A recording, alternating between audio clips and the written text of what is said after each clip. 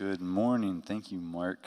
Thank you, and thank you, Judy, for rallying us here this morning for this moment. This is an important moment, yeah? A moment where we can intentionally dive into what it looks like to tell meaningful stories. We've been talking about it in church. If you've been here on Sundays, we've been talking about being a good newser. What it looks like to be a good newser, and what we're talking about this morning is just a variety of ways to be good newsers. So I'm going to tell us a story today about how good newsers have shaped my life and made me the person I am. And that's the story I have for you today. So my name's David. Mark said that. I'm one of your youth pastors. My wife Hannah, and I are your co-youth pastors here at co-pastors of students and young adults, actually, here at Crossroads. We've been here for coming up on 2 years, and we've loved it, every second of it. It's a good thing to be here, be with you. So, you guys ready? We doing good this morning? We awake? Do we get our fill on donuts? Yeah, good. I know I did. I got a fill for probably a couple people on donuts. All right. When I was 19, I was a freshman in college, and my dad murdered 2 people and went to prison for life with no chance of parole. And I know I just went from donuts to murder. I know that's a big leap. I know, but follow along with me. So my dad went to prison after 19 years of being present in my life and being my dad. And what you have to know to understand this story is that prior to this day, my dad was a pretty normal dude. He was not someone who was abusive or harsh or mean or violent. He was a normal guy. He was a Sunday school teacher at our church. He was a loving father. He was present in my life. He was there for me. And unbeknownst to me, there was a lot of stuff under the surface in his life that was undealt with and unaddressed that drove him to make a terrible decision that affected our entire family. But at 19, a freshman in college, I was left with my family, my brothers, my mom, and my dad in prison. All in the matter of a couple days, this process unfolded. And so that day left me with a lot of disorientation and rage and grief to process through. But I think as I've reflected on this event over the years, I think the number one thing that sticks out to me as the heaviest or most present or real mental and emotional impact in my life from that time was just the feeling of lostness that came from having the guy I'd looked up to for 19 years as my role model and influence and idol suddenly being tarnished, for lack of a better word, of that example in my life being kind of stripped away. I was left feeling completely lost in the world without any idea of how to be a person who lived in the world. For 19 years, my identity had been formed and shaped by my dad. My dad is a physically imposing guy. He was a bodybuilder in college, which I know what you're thinking. The apple fell very far from the tree. You are correct. But he was this big, hulking dude, Mr. Tennessee in bodybuilding competitions when he was 19 years old. And he built homes for a living. His trade was restoring historic log homes by hand with hand tools. He was like a man's man when you think of that sort of archetype in your mind. This is who he was. He was quiet and stoic, I suppose you would say. He was non-emotive, and he appeared to, or had the appearance of not being affected by the ebbs and flows of the world around him. This is kind of the appearance that he maintained most of his life. And what's more, he had a vicious self-reliance. He was fiercely individualistic, and asking for help was not part of his toolbox. And so, for 19 years, I had built my identity of what it meant to be a man and a person around the image of my father. And in a moment, that image started to show cracks and started to crumble as I realized that my dad wasn't everything that I might have thought he was. I still remember like it was yesterday, the day that I got a call from my mom to come down to the police station in Lebanon, Tennessee. I'm from Tennessee. That's where I was born and raised. And she called me down to the police station there. And I walked into the police station, and I was nervous, and my heart was pumping, and my gut was all in a knot, because I knew something was up, but I didn't know what was up. And I walked into this carpeted room, carpet on all sides, and my mom was there, and she'd been crying, and there was a whole passel of detectives there, and they spent the next 30 minutes explaining to me and walking me through the evidence and confession that my dad had given for murdering 2 people. And I remember that I ran out of the police station, 19 years old, just a ball of anger and rage, ran out to my car and drove as quick as I could to my friend's house, my friend Christian's house. And I got there, and somehow, I don't know how still to this day, but my mom had already gotten in contact with my youth pastor. His name's Matt Taylor. He's currently a pastor in Portland, Tennessee. And when I got there, Matt was there, and he was waiting for me, and I just remember collapsing into his arms. Literally just every ounce of my will to stand up just collapsed into his arms, and I sobbed, and I sobbed, and I sobbed, and Matt was there, and he held me, and he comforted me, and he didn't have any fancy words or fancy prayers to speak to me, but he was there, and he was present. And we're going to come back to Matt and Matt's presence in my life, because what I didn't know then was this would be one of the most formational, important moments of my entire life, and still is to this day. But in this moment, at this exact moment in time, it didn't feel formational or important. It felt superfluous. At this exact moment in time, when I was processing through who my father was not being who I thought he was, my pastor holding me and comforting me was the last thing on my mind, because what I was trying to do at the time was start to reshape my own worldview. A worldview that had been all caught up in and a part of who my dad was. What I was trying to do as a 19-year-old was parse out the good from the bad. Take all these good things that I knew about my father, like a hard worker and a quiet, honest person, and all these things that I held up as ideals, as idols of my father. Take it all and parse out the bad and say, well, I'm going to be just like my dad, not ask for help, individualistic, strong, but I'm not going to snap like he did, right? I'm going to take all the good parts that I can pull from my dad's story, and somehow, by my own imagined strength or fortitude, not make the same mistakes he did. But there's a simple truth that I was ignoring at the time, and that's that my dad's DNA runs through my veins, right? Like, I am, no matter whether I like it or not, very much a part of who my dad was, and the story he shaped for me. And what's more, I had 19 years of steady and consistent lessons in how to be a man, as my dad had taught me. Of emotionally withholding, of keeping people at arm's length, and of trying to live my life by the power of my own 2 hands. This is the story that my dad introduced me to and handed me. And as I stepped off into the world of being a college student and a young adult with my dad in prison, I started to try to live that story out faithfully and consistently as best I could. And I danced that dance for 5 years. 5 years of living in my dad's image. We talk a lot about image in church, right? We talk about living in the image of something, that we are always formed by something that we try to image ourselves as or to look like. And this is the image I was living into. It was the image of my dad for 5 years. And after 5 years, living into the image of my dad had left me emotionally strung out, beat up, exhausted, full of rage, resentful, and deeply anxious. I was married at the time. I wasn't being a good husband or a good pastor or a good friend. And as Hannah and I at the time prepared to welcome Judah into the world, I forgot to mention, this is a really important part of the story. I have 2 beautiful children, Judah and Genesis.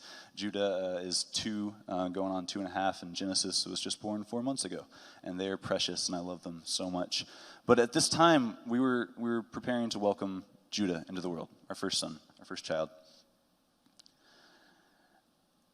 And as we prepared to welcome Judah into the world, I started to get an acute understanding of an abiding terror that I was nurturing in my own heart, that I wasn't going to be an adequate dad.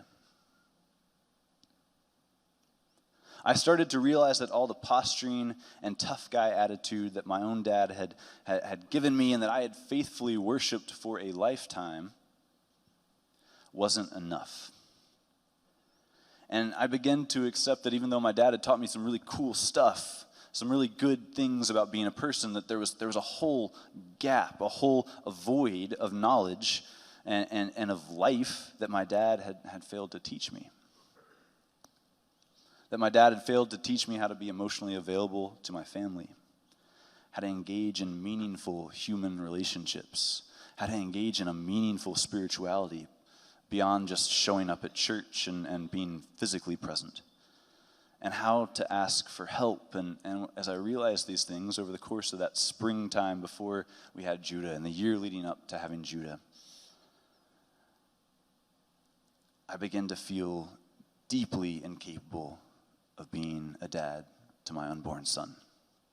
And I know this is not just my experience. I know most of us feel. Sergio just testified to this, that it's a feeling, if you've ever experienced it, and of complete and utter disorientation when you're preparing to be a parent. It's a foreign feeling. But this feeling began to just consume who I was and what I did. There was nothing I could do that wasn't outside of the purview of this anxiety that hung over me, that made me quite certain that I wasn't going to be a good father. It was all consuming and quite immersive.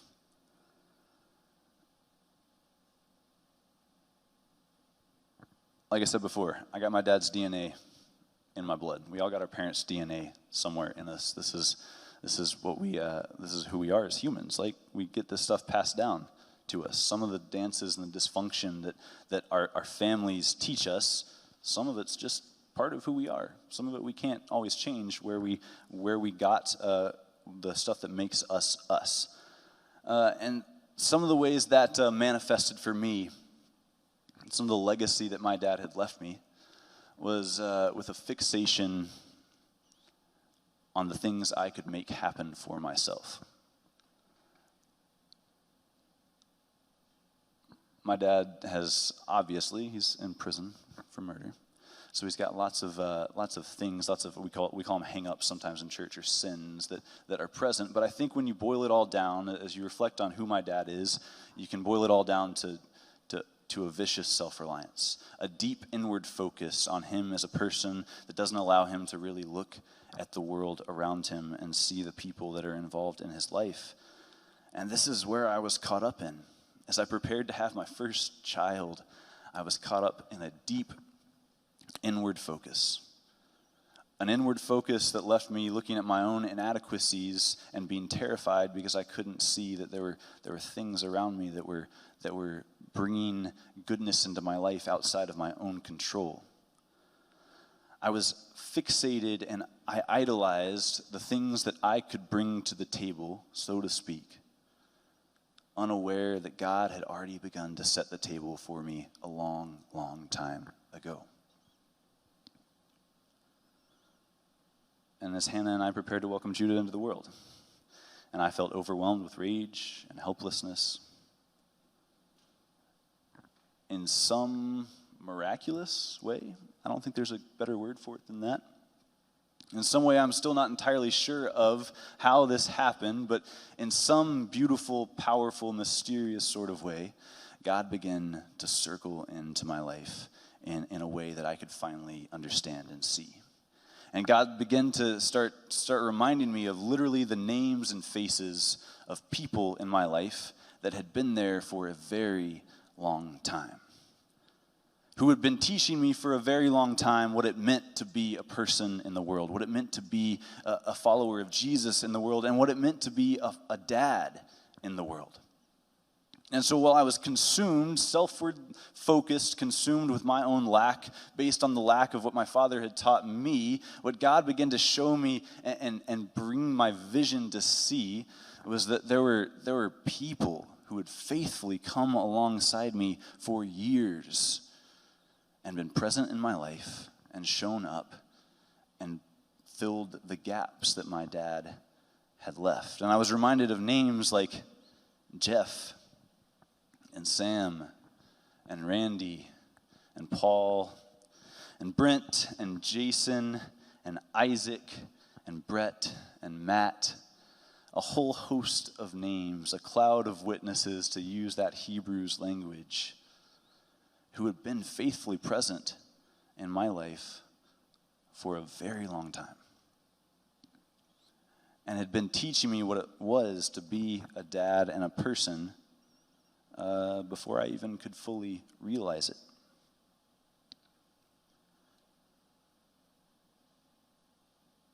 To go back to the story I told when I began, of my buddy Matt. Matt was my youth pastor. He also was the guy who I interned with a lot of my college career to become a pastor, and he's one of my close friends today. And I remember it like it was yesterday, the day I got the call from my mom to come to the police station and listen to some detectives tell me that my hero and idol was going to prison. I went home and found Matt Taylor, Pastor Matt, waiting for me. And what happened in those next few hours was critical to who I am today.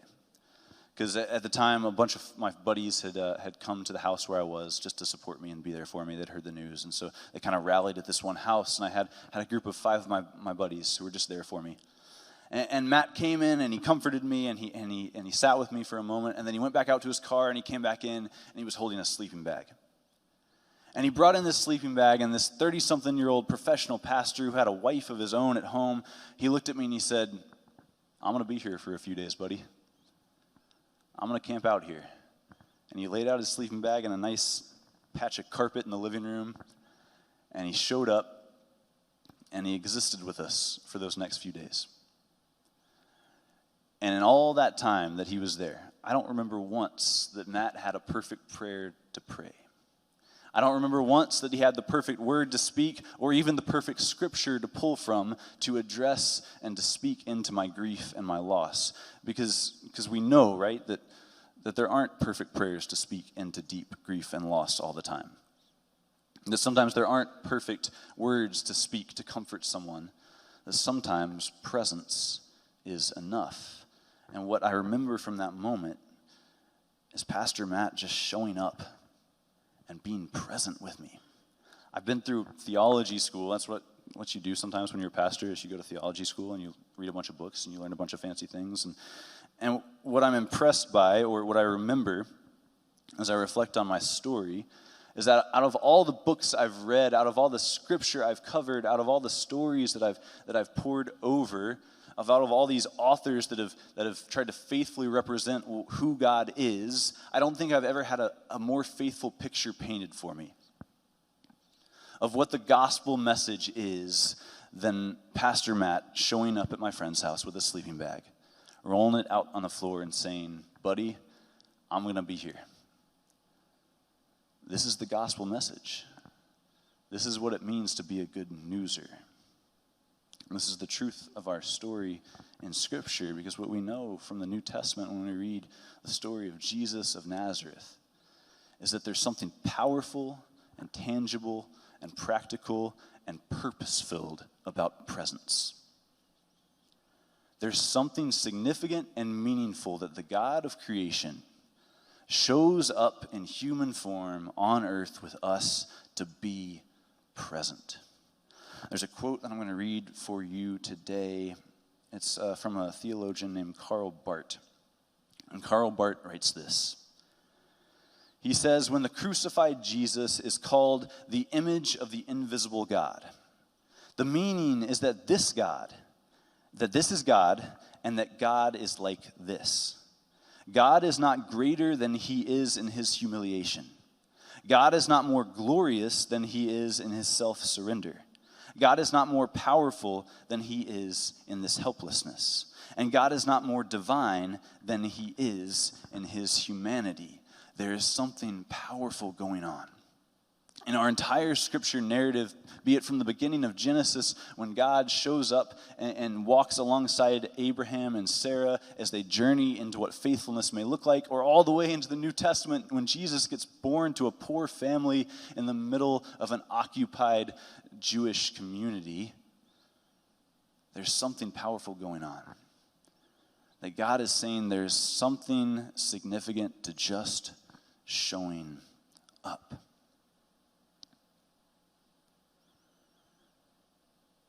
God showing up with humanity in the person of Jesus is something that makes our God, the God we serve, different from every source of power that we've seen in the world. Whether it be gods and other religious traditions, or even earthly powers like presidents and kings and queens and authorities, there's something different about showing up where people are and being present in people's grief and hurt and anger and struggle. I told this story to our teenagers a couple months ago. And one of the things I concluded with was to tell them that in my story, in the way things have shaken out for me, things are not always perfect. I still have days that are filled with a little bit of rage and a little bit of grief, and days where I just miss my dad. I have a really cool, from my perspective, a relationship with my dad now. We get to talk on the phone every other week, and it's very good. But I still have days where I'm really angry at my dad. I had a day a couple months ago where I was on the phone with my dad, and he said some things that just kind of set me off and triggered some grief points and some distrust points, and I yelled at my dad on the phone. And I got off the phone, and I went and talked to my wife, Hannah, and she said, well, did it make you feel better to yell? And I said, no, it did not. It made me feel really terrible. And I say that just to say this, that the human journey is complex, and it's nuanced. And there aren't often moments of just complete and total twisting around of a narrative. That there will be some aspect of grief and frustration in this story because I've been hurt. But what I know beyond a shadow of a doubt today is this: that my story, in the way I relate to my students here at Crossroads, in the way I relate to my children, Judah and Genesis, the way I relate to my wife, the way I relate to my friends, the way I relate to my coworkers and the world around me today, can be more informed by hope than fear. Can be more shaped by hope than fear, and more shaped by trust than by rage. And I know that is because faithful people, God's faithful people, made a decision to show up in my life, to be present, to not rely on fancy words and phrases, but to trust that their presence in my life would be enough. And I think that's the word I have for you today. As we talk about what it means to tell your story, I know that some of us are daunted by what it looks like to tell a verbal or a written story. Because for some of us, that's just not our skill set, and that's okay. We've gone through this series, the Good Newser Challenge, in our church. We've talked about the converser and the investor and the inviter and the convincer. These 4 different avenues of sharing the gospel, of presenting the gospel message. And I think what's important to remember as we journey through this season of Lent and talk about the different avenues of sharing God's good word is that there is no pedestal for the preacher and the teacher above the person who just shows up and has a meal with somebody. And so what I would encourage you is this: that as you wrestle out through the rest of this conference and through the rest of your lives, what it means to be faithful presences in the lives of your kids and your grandkids and the kids at this church, because God knows kids at this church need faithful people to show up in their lives. Know that sometimes words are not what they need, but always what they need, consistently, is your presence. People need people. That's the truth of how God made us.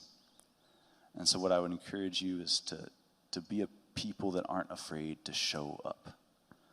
Because sometimes God just calls us to show up. Roll out a sleeping bag, and say, I'm going to be here for a few days, buddy. And sometimes that is good. Thank you.